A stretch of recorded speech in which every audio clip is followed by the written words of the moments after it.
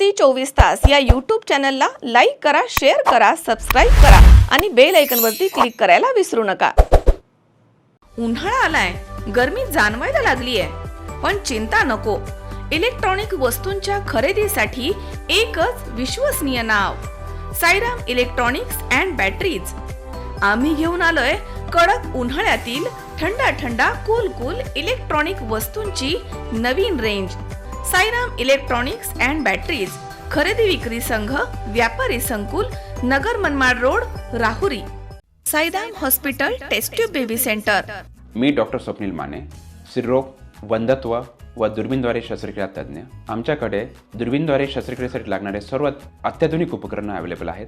त्यामध्ये 3D 4D camera, तसेच रुग्णांना 10 ते 20 ml रक्तस्राव होतो। पेशंटला खूप आरामदायी ऑपरेशन होतं। सूक्ष्म आजार बाहेर काढले जातात। 10 पटीने पेशंटच्या अवयवांचं निराकरण करता येतं आणि आजाराचं उच्चाटन केलं जातं। साईराम हॉस्पिटल, लॅप्रोस्कोपिक सेंटर आणि test tube baby centre, court area, Bhagyashree हॉटेलच्या पाठीमागे, राहुरी।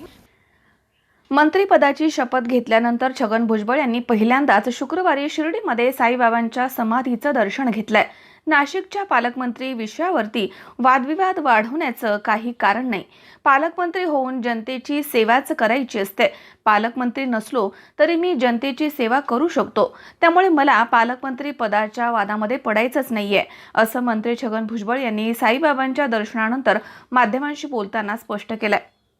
नेहमी साईबाबांच्या दर्शनासाठी येतो, मंत्रीपद असो किंवा नसो। लहानपणापासूनच मी साईबाबांच्या दर्शनासाठी शिर्डीमध्ये येत असतो। काही धार्मिक स्थळं अशी असतात की तिथं गेल्यानंतर आपोआपच नतमस्तक व्हावंसं वाटतं। साईबाबा हे असंच एक स्थान आहे, त्यामुळे आज मी त्यांच्या दर्शनासाठी शिर्डीमध्ये आलोय। नवीन जबाबदारी पार पाडताना यश मिळावं आणि जनतेची सेवा अधिक चांगल्या पद्धतीनं करता यावी, यासाठी साई चरणी प्रार्थना केली आहे, असे मंत्री छगन भुजबळ यांनी म्हटलंय। अरे बाबा, मी साई बाबांच्या दर्शनासाठी मंत्री असो किंवा नसो, लहानपणापासून येत असतो। कदाचित तुम्ही सुद्धा नव्हता तिकडे, तेव्हापासून येतोय मी। त्यामुळे ठीक आहे, काही स्थानं अशी असतात की तिथे असं नेहमी असं वाटतं की आपण नतमस्तक व्हावं, आणि म्हणून मी आलो। साहजिकच आहे, नवीन एखादी जबाबदारी जर आपल्याला मिळाली तर त्या जबाबदारीमध्ये चांगलं यश मिळावं आणि जनतेचं आपल्याला काही ना काहीतरी आपली सेवा करता यावी, त्यासाठी सुद्धा आपण ह्या अशा स्थानांवर साईबाबांच्या चरणावर डोकं ठेवून आशीर्वाद मागत असतो। मंत्रिपदाचं स्थानही महत्त्वाचं असतं, तुम्ही त्याचा उल्लेख केला आहे। सगळ्यात महत्त्वाचं स्थान जे आहे हे कार्यकर्त्याचं आहे, सामाजिक सेवकाचं आहे। बाकी मग काय खासदार, आमदार, मंत्री ते होतच असतात।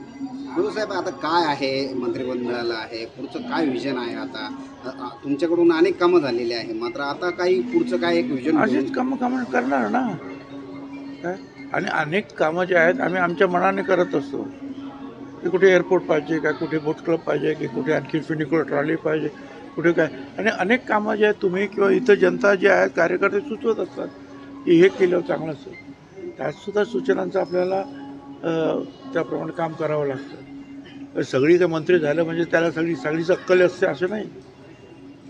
10 दिवसापूर्वी तो सुद्धा सामान्य माणूसच असतो। 10-15 दिवसापूर्वी तुम्ही शिर्डीत आला होता। आलो तर तुम्ही म्हटलं की मी कुठं मंत्री आहे, तेव्हा ऐकलं तुमचं आणि आज तुम्ही मंत्री आहात। म्हणजे मंत्री नसताना सुद्धा आलो होते, तुम्हाला माहिती आहे, बरोबर? तेच तर म्हणतोय आता नाशिक पालकमंत्रीचा जो एखाद्या नाही, पालकमंत्र्यांबद्दल जे आहे मी काल पण सांगितलं, वादविवाद काही वाढवण्याचं काही कारण नाही। शेवटी पालकमंत्री वगैरे होऊन करायचं काय असतं, लोकांची सेवाच करायची आहे ना, कामच करायचं ना, ते असं सुद्धा मी करू शकतो ना। तुम्ही जे काय सांगा आणि योग्य असेल, योग्य ठिकाणी तिथे जोर लावून काम करू शकतो। त्यामुळे तो पालकमंत्री पदाचा वाद जो आहे त्या वादात मला अजिबात पडायचं नाही।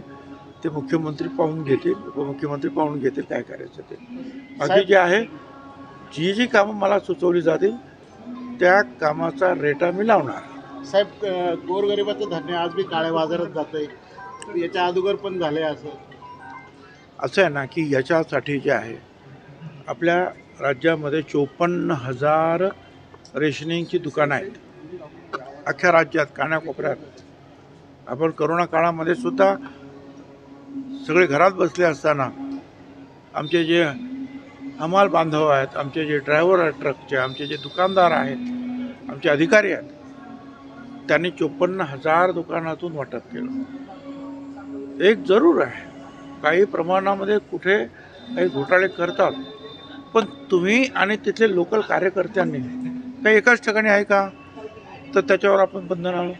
हे लहान ठिकाणावरून सगळं 54,000 दुकानातून जर कुठे काही 2-4 दुकानातून काही गडबड होत असेल तर आम्हाला ते मेसेज जरी केला तरी आम्ही त्याच्यावर कारवाई करतो. सर, बळ मिळालेले आपल्याला बळ मिळालेले, आपण कार्यकर्त्यांना बळ देणार का आता? मी कार्यकर्त्यांना बळ देणार आणि कार्यकर्ते आणि आपल्या सगळ्यांच्या माध्यमातून लोकांची सेवा करणार. साहेब ओबीसी आपण म्हणतो ना, जनसेवा हीच ईश्वर सेवा. साईबाबांनी सुद्धा त्यांच्या आयुष्यामध्ये तेच केलं ना.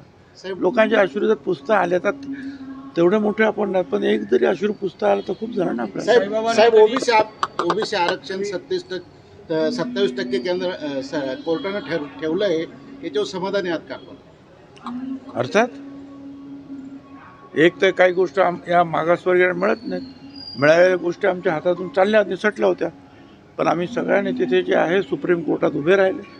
समीर भाऊ, महेश झगडे, सताने वगैरे आमची सगळी मंडळी 2 दिवस फडणवीसांना सांगितलं, त्यांनी सहकार्य केलं. तिथे इंदिरा जयसिंघानी, गोपाल जयशंकरन, तुषार मेहता साहेब भारत साहेब, त्यांना आम्ही भेटलो आणि सांगितलं, बाबा हे आमचं आहे तेवढं तरी नक्की द्या, कमी कशाला करता. आम्ही 54% आहोत, पण आम्ही 54% आम्हाला नाही दिलं, ठीक आहे, अर्ध दिलं तर अर्ध द्या ना. भटक्या उमुक्त असेल लहान, आणि कोर्टाने ते ऐकलं आणि मिळालं. कोर्टाने मान्य केले, मात्र हे खऱ्या अर्थाने त्या 27% मिळणार आहे का? ते तुमच्या आमच्यावर अवलंबून आहे ना, आपण देणार आहोत की नाही ते. आणि कुणी चुकीचा मनुष्य घुसणार नाही हे तिथल्या जनतेने तुम्ही पाहायचं आहे, बरोबर की नाही? सुप्रियाताई मंत्रिपदाची शपथ घेतील काय? नवीन प्रश्न आहे ते. आता ते जे आहे ते पक्षाचे सगळ्या पक्षाचे अध्यक्ष शरद पवारांपासून तर मोदी साहेबांपर्यंत त्यांना विचार. आता इथे तर काय येणार नाहीत, राज्यात नाही येणार, ते जाणार असतील तर दिल्लीत, ते त्यांना माहिती आहे, मला काय नाही. राज्यभरामध्ये अनेक ठिकाणी पाऊस होतोय, ढगफुटीजन्य पाऊस होतोय, अनेक शेतकऱ्यांना अवकाळी पावसाचा सामना करावा लागतोय. आपण सरकारकडे शेतकऱ्यांना कॅबिनेटच्या मिटिंगमध्ये परवाच्या मंगळवारच्या दिवशी प्रचंड पाऊस पडतो आहे. गरीब शेतकऱ्यांचे कांदे कचऱ्यासारखे ओढामध्ये वाहून राहिले आहेत काय. तर ह्या सगळ्या, आणि ते महाराष्ट्रभर चालू आहे हा प्रकार, केळ्याच्या बाबतीमध्ये, द्राक्षाच्या बाबतीमध्ये, सगळ्या. तर आपल्याला ते मदत करायला पाहिजेच म्हणून मी आग्रह धरला, आणि त्यानुसार जे आहे मुख्यमंत्री आणि त्यांनी सगळ्यांनी आदेश दिलेले आहेत की या सगळ्याचं जे आहे ताबडतोब पंचनामे करा. आपलं काय काय त्यांना मदत करता येईल ते आपण ते मदत करणार. देखिए, पॉलिटिक्स में जो है मैं 10 बार जो है मंत्रिपद की शपथ ले चुका हूँ, तो कभी कैसे जो है मंत्रिपद पे आते हैं फिर निकल जाते हैं. वो तो आवक जावक शुरू है, हमारे चलता है. पंढरीनाथ पगार, C24 तास, शिर्डी. उद्या बस्ता खरेदीला जायचंय आणि तुम्ही दोघांनीही यायचंय. काहीही कारण चालणार नाही. आपल्या बादशीचं लग्न आहे, आपण येणारच ना? हो भेटू आपण. बघितलं सगळ्यांना किती आनंद झालाय तुझ्या लग्नाचा ऐकून. हो ग, पण मला एक सांग, उद्या आपण बस्ता खरेदीला कुठे चाललोय हे तर तू कुणालाच नाही सांगितलंस. सांगायची गरजच काय, पिढ्यानपिढ्यांची परंपरा आहे ही. लहानांपासून थोरांपर्यंत सगळ्यांना ठाऊक आहे, बस्ता खरेदी म्हणजे कोहिनूर.